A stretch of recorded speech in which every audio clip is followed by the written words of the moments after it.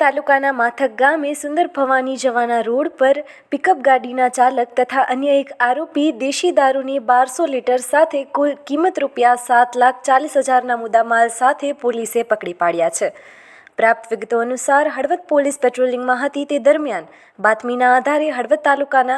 ગામે સુંદરી ભવાની જવાના રોડ પર બોલેરો પિકઅપ ગાડીમાં 1200 લીટર દેશી દારૂ જેની કિંમત ₹2,40,000 એમ કુલ મુદ્દામાલ ₹7,40,000 સાથે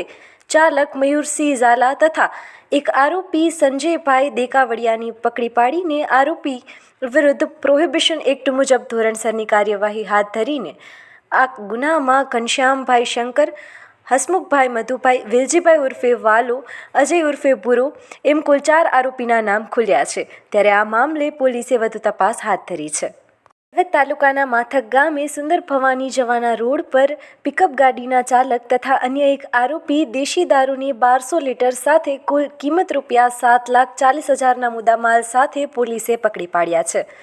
પ્રાપ્ત વિગતો અનુસાર હળવદ પોલીસ પેટ્રોલિંગમાં હતી તે દરમિયાન બાતમીના આધારે હળવદ તાલુકાના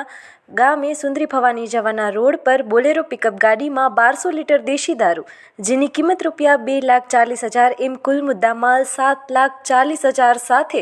ચાલક મયુરસિંહ ઝાલા તથા એક આરોપી સંજયભાઈ દેકાવડિયાની પકડી પાડીને આરોપી